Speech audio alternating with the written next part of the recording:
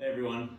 So I got some great feedback on my programs, and one of the feedback uh, points that I received was that you guys would like a little more explanation on what CARS is, the controlled articular rotations, specifically a more detailed step-by-step guide on how to perform each one, right? Because I do ask for hip CARS, shoulder CARS, scapular CARS. And while I demonstrate them, it could be beneficial to explain it a little further. So we're going to start with an easy one, which we're going to start at the neck.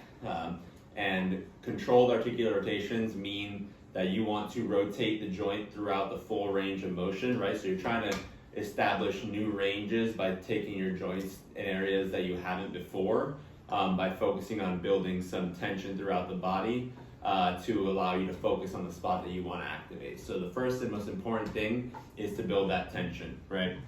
You want to start by firmly planting the feet on the ground, driving the feet down, starting to squeeze the quadriceps, your hamstrings, your glutes, your core. You want to tighten it all in so that you start feeling a radiation of heat, right? So as you isometrically flex, you should feel areas of the body getting hotter from that flexion, okay? That's the first step. And if you're doing this in the morning or prior to an exercise, you're gonna hold different levels of intensities. In the morning, you wanna have about 30% to 50% of your max tension.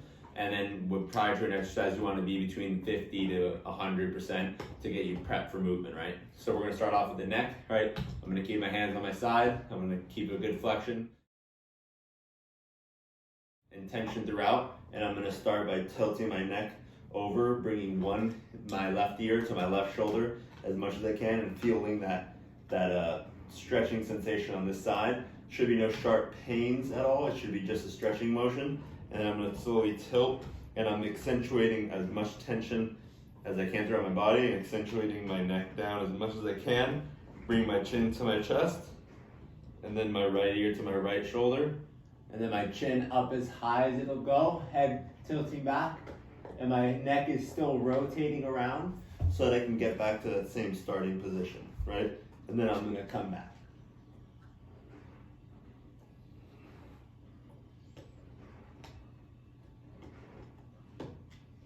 Right, so I want to make sure I'm getting as much range as I can in that circular motion as possible on each angle I'm trying to push, and I'm doing that by maintaining my body still with the tension that I'm creating. Now that same thing applies now as we move down the body to our shoulder. So you're going to take your hand, you're going to build that tension. You're going to start off with one arm. You're going to build that tension in the body. You're going to take that one arm for shoulder CARS now, and you're going to wrap it across the body, right? And so you're trying to bring your elbow close to your chest without turning your body forward, right? So we're building that tension. The other side is nice and firm. I'm trying to hold the $100 bill in my armpit here, squeezing my glutes. My core is tight, but I'm not crunching in. I'm still standing nice and tall. Hips stay under me, and I'm pulling across my body. My elbow during this time is staying locked and straight, and I'm trying to focus on building the range as much as I can in that shoulder, right? So I'm trying to be able to bring my shoulder inward and up as much as possible, because that's my internal rotation of the shoulder, which is important in a lot of movements, right? So I'm bringing it up and bringing it up. I want to try and scrape my nose with my elbow. Obviously I won't, I don't have that type of range, but then I bring it up here, and the whole time I'm not letting my shoulder go and leave me, right? I'm trying to keep everything compact, and so it's just this little glenohumeral joint. So just where this bone inserts into my shoulder is the only thing rotating, right? So I'm going across, and right now I'm moving my hand to show you, but the whole time I would be keeping my arm tight to the side, right? I'm going across, keeping that tension, and I'm bringing it up here. At this point, my thumb is facing backwards, so I'd be here, right? And my hand is trying to push, or my arm is trying to lock and push past my ear, right? So if I'm doing this, then I'm losing tension here. But if I'm flexed and I'm controlled and I'm able to push past my ear, that's very good shoulder flexion. And then at the point where I can't any longer, I'm pushing that range, I'm gonna start twisting my hand as much in a corkscrew as much as I can, and I'm gonna start opening it up, right? I'm gonna start continuing that rotation backwards, right? So I'm going here, I'm starting to rotate, and I'm bringing it back, and my hand is continuing the corkscrew until I can get as far back and up as I can, and I should feel my tricep light up at that point, right? I I should feel my tricep light up, and my shoulders should not bend me forward. My shoulder might round a little bit, but I'm just keeping my tall posture, keeping the tension throughout, and I'm pushing up as much as I can. And at the point where I feel like I've given it every inch, every centimeter I can, I'll bring it back down to the bottom. And then I repeat going backwards, right? I'm gonna start going the back way, and I'm gonna get into that tension as much as I can. I'm gonna push every centimeter that I can, and then I'm gonna rotate back the opposite way and bring my arm back up. Again, watching for any movement here. Make sure my shoulder is not shrugging up or down, that it's just my glenohumeral joint, right? And I'm gonna bring it back and across my body. And now repeat that for as many, about 5 to 6 times on each side to get a good movement on both sides, right? So we're moving down. Another one of the exercises on my videos is the scapular rotations. This one's a little hard to show on video, but your scapula joint is that wing, that plate that sits on your back, upper back. It lays on your rib cage, and you want to make sure that you can move that forward, shrugging up, pulling it back while it's shrugged up, and then bringing it down, right? So we're going to bring tension again throughout the whole body, flat feet on the ground, really squeezing the quads, glutes, core. And then for this one, I'm going to do a light fist with my hand. I don't want to bring a lot of tension into it, but I do want to use it to keep my elbow straight. And what I'm going to do is I'm going to start in my neutral position, and I'm going to push forward, right? So it's like in a push-up, if you were to kind of round your back a little bit, that's where you're going to be feeling that push forward, and your scapula is going to trace your ribcage outward, right?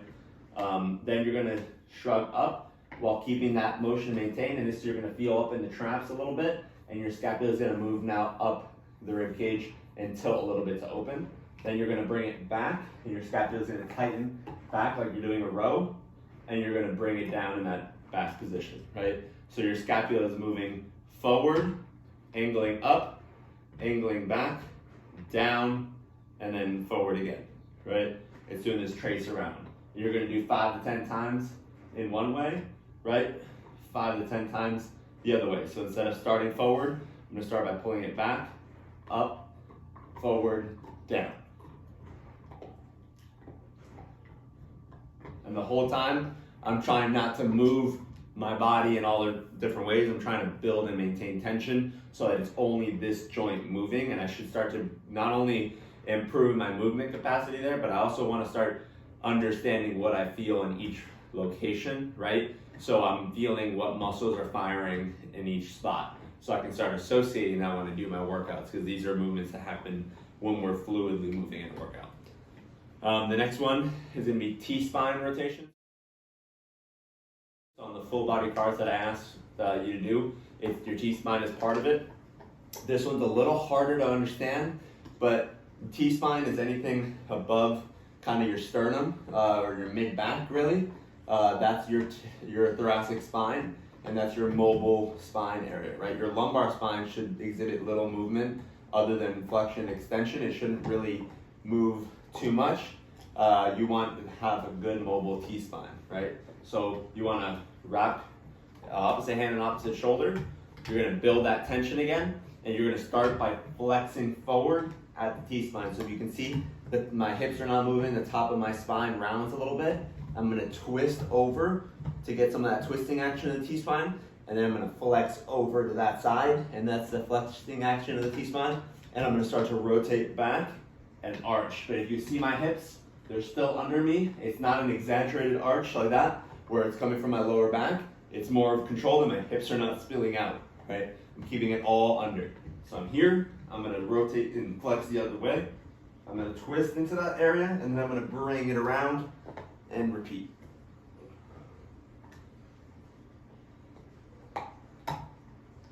And then I'll reverse it.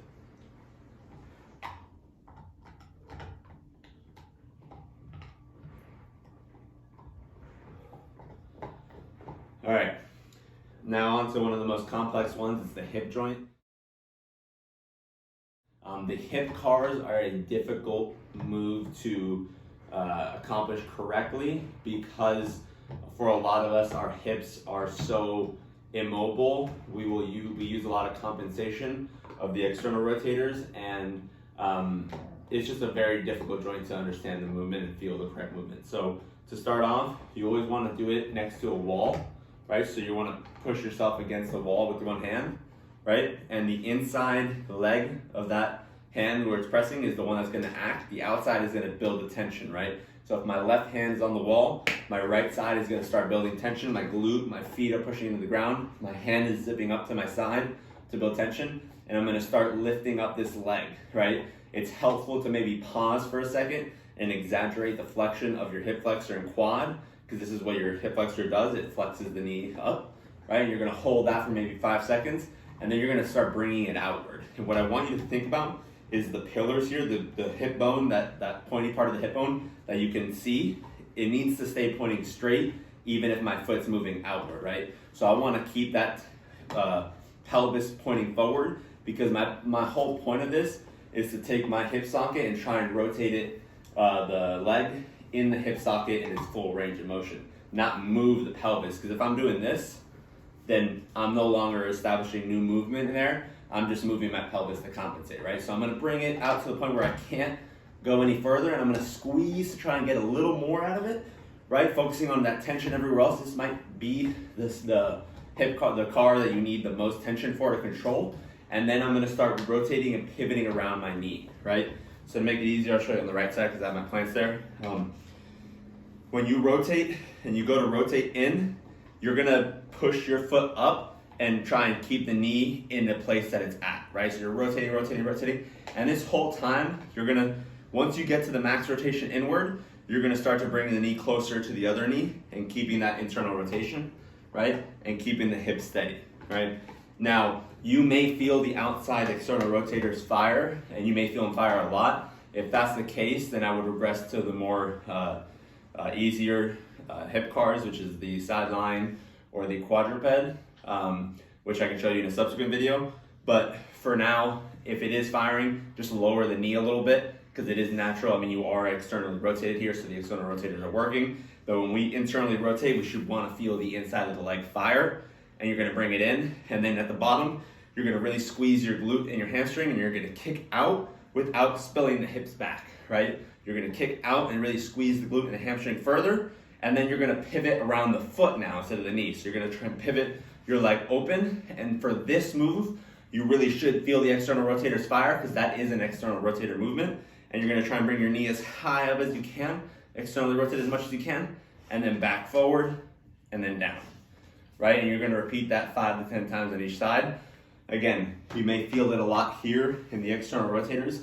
Your ass is going to fire up a lot. We want to start to develop feeling in the internals when we internally rotate, and externals when we externally rotate, right? And start establishing that feeling. All right, so the next one that I talk about in the videos is knee CARS. Now, your knee is responsible for flexion and extension, right? And that's really what the actual knee joint should do. Your patella should move up and down like that, tracking with your flexion and extension. But in addition to that, your tibia should be able to move, excuse me, your tibia should be able to move side to side separate from the knee, right? So what we want to practice is that tibia movement, because a lot of people aren't familiar with that. So we're going to wrap our outside leg with our outside hand, right? We're going to encase our knee, the top of our knee, with our left hand, right? And what I want you to do is I want you to move your foot side to side and see if you can move that little bone that juts out at the base of your knee, if it moves side to side without your knee going along with it, right? Can you move that bone? And at first, you're going to do that by moving the foot side to side and see if you can establish that feeling. And once you establish the feeling that you're feeling the muscles that correspond with that movement, I want you to start moving those muscles alone and independent of the foot, right? Obviously, your foot's going to move slightly with it, but I'm getting that same degree of movement in the tibia without that same amount of foot movement, right? Once I've established that, and this might be where your drill stops, I'm going to externally rotate or push out that tibia. I'm going to extend my foot, internally rotate, and then flex my knee, right? Extension and external rotation, internally rotate, and flex down. Okay, so I'm going to repeat that, and then I'm going to do the opposite, and that'll establish that movement. okay? You're gonna do that on both legs, again, 5 to 10 times on each side. And this can be done morning and prior to a workout. The next one is the foot rotation, right? So I wanna bring my foot flexed all the way up, and I wanna feel this, flexor, this dorsal flexor, really firing, right? So it's shooting up the shin, and it should be at the base of my, where my ankle meets my foot. It should be where I feel the flexion the most here. And then I'm gonna start to rotate out without moving my leg, right? So see how normally my whole leg wants to go? I wanna try and bring that movement without my leg taking part in it, so I can really feel all the rotators of my ankle, because my ankle should move very freely. And a lot of us do have issues with that, right? So I wanna do nice 10 big motions one way, right? And then 10 big motions the other way, right? And at the bottom, when I'm plantar flex the most, I wanna feel the calf work the most, okay? So you're gonna do those rotations fully through, okay? And those are gonna be most of the CARs. The final one are the toes. So the biggest focus for the toes is gonna be establishing a difference between your big toe and your other toes, right? So I wanna press all my toes into the ground as much as possible and lift my big toe, and see if I can just lift my big toe without my others, right? For most of us, that'll be the easiest one, right? It's the easiest for me. The difficult one is gonna be lifting your toes without your big toe and controlling that and establishing more feeling in all the toes without the big toe leading the way. And then you're gonna do the reverse with your toes lifted, right? So you're gonna lift all your toes and try and drop your big toe only. Again, this may be hard for some people. And then you're gonna drop your other toes. And this is where I have most challenge. So see how my big toe wanted to go there, right?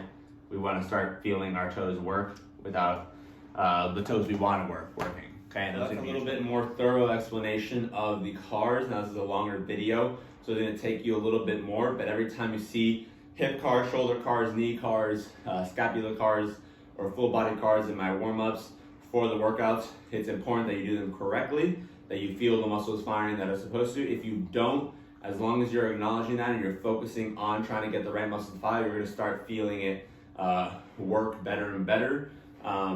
And I hope this helped. And there are also a couple other CARs for your elbow and your wrist that we can go over another date. But these are the most essential for the workout programs that I've started. Thanks.